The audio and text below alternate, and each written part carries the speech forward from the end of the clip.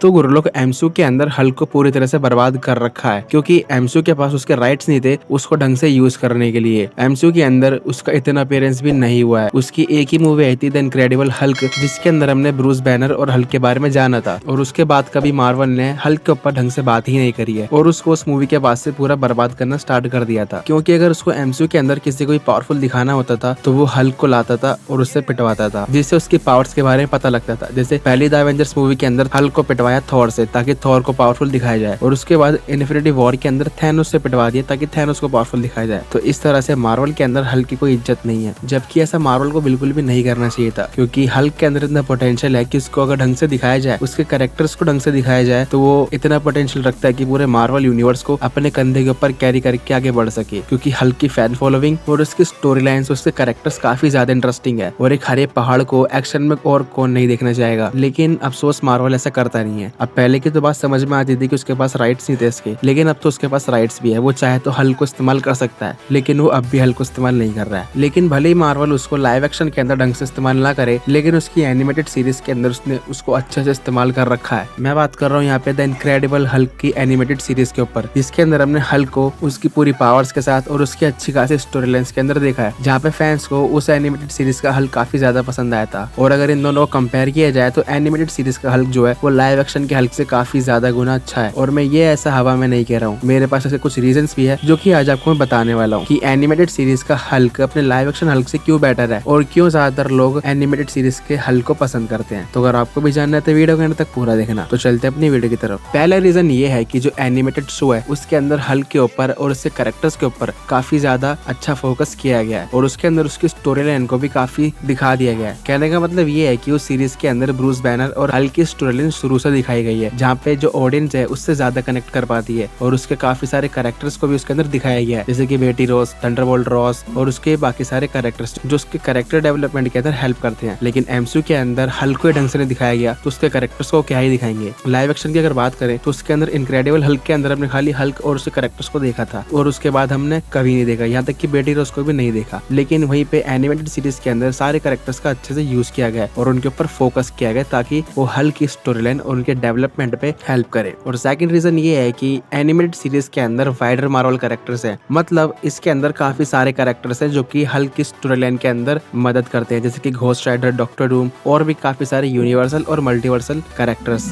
क्योंकि अगर आपने कॉमिक्स पढ़ी होगी तो उसके अंदर आपने देखा होगा कि हल्क की स्टोरी लाइन एक यूनिवर्स के अंदर सीमित नहीं है, बल्कि वो अलग अलग यूनिवर्स के अंदर भी जाता है, यहाँ तक कि सकार के अंदर भी जाता है। वहाँ पे भी अलग अलग कैरेक्टर्स उसकी बॉन्डिंग होती है और वो उसकी कहानी को आगे बढ़ाते हैं। लेकिन एमसीयू के अंदर ऐसा दिखाई नहीं गया है। और एनिमेटेड सीरीज के अंदर अपने घोस्ट राइडर के साथ अपने हल्क की काफी ज्यादा अच्छी खासी स्टोरी लाइन भी है जो कि उसके अंदर दिखाई गई है, इसीलिए एनिमेटेड सीरीज का हल्क का कैरेक्टर इतना ज्यादा डेवलप कर पाया है। लेकिन वहीं पे मूवीज के अंदर देखा जाए तो ऐसा कुछ भी नहीं हुआ है, वहाँ पे हल्क का एक भी कैरेक्टर नहीं दिखाया गया है जो कि उसकी कहानी को आगे बढ़ाए। और तीसरा रीजन ये है कि एनिमेटेड सीरीज के अंदर हल्क के अलग अलग पर्सोनास को भी एक्सप्लोर किया गया है। यहाँ तक कि अगर आपको हल्क के ऊपर थोड़ी सी भी जानकारी है तो आपको पता होगा कि हल्क की खाली एक ही पर्सनैलिटी नहीं है, उसकी अलग अलग पर्सनैलिटी है। जैसे कि ब्रूस बैनर हल्क की एक दूसरी पर्सनैलिटी है, वैसे ही हल्क की भी काफी सारी पर्सनैलिटी है, जिसमें से एक है ग्रे हल्क जो कि ऑडियंस का फेवरेट है, और इसको कॉमिक्स के अंदर जो फिक्सिट नाम से भी जाना गया है। लेकिन मूवीज के अंदर हल्क की अलग अलग पर्सोनास के ऊपर खाली हमें एंड गेम के अंदर स्मार्ट हल्क देखने को मिला था, लेकिन एनिमेटेड सीरीज के अंदर हमें ग्रे हल्क, ग्रेवेज हल्क,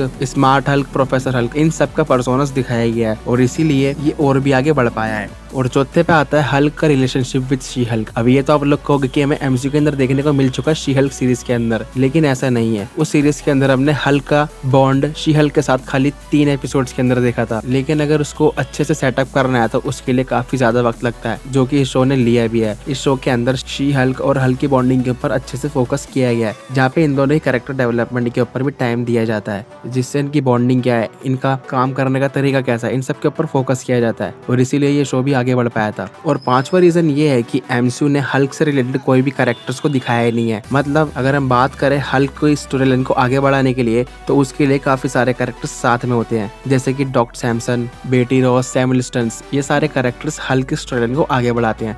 लेकिन ये सब एमसीयू के अंदर से मिसिंग था, जहाँ पे इन सब कैरेक्टर्स को ना टाइम दिया गया और ना ही दिखाया गया, और इसीलिए हल्क का कैरेक्टर एमसीयू के अंदर डेवलप नहीं कर पाया, और इसलिए एमसीयू के हल्क को लोग इतना पसंद भी नहीं करते हैं, क्योंकि ना वो इतने ज्यादा ज्यादा गुस्से वाला है और न ही उसकी स्टोरी को आगे बढ़ाया गया है। और ये कुछ रीजंस थे जिनकी वजह से लोग एनिमेटेड सीरीज की हल्क को यानी इनक्रेडिबल हल्क जो कि एनिमेटेड सीरीज है उसकी हल्क को ज्यादा पसंद करते हैं, क्योंकि उसकी स्टोरी लाइन, उसके वाइडर रीच और उससे रिलेटेड सारे कैरेक्टर्स को दिखाया गया है, जिससे इस हल्क की स्टोरी लाइन आगे बढ़ पाई है और इतना ज्यादा फेमस भी हो पाया है। लेकिन ये सब कुछ एमसीयू के अंदर से मिसिंग था और इसीलिए एमसीयू के हल्क को इतनी इज्जत नहीं दी जाती, क्योंकि उसको ढंग से दिखाया नहीं जाता। बाकी आपको क्या लगता है कि हमें ये सब कैरेक्टर्स और ये सब रीच हल्क की एमसीयू के लाइव एक्शन के अंदर दिखनी चाहिए फिर नहीं? मुझे कमेंट करके जरूर बताना। और अगर आपने यहाँ तक वीडियो देख ली है तो वीडियो को लाइक कर देना और चैनल को भी सब्सक्राइब कर देना। मैं मिलता हूँ अगली वीडियो में, तब तक के लिए बाय बाय।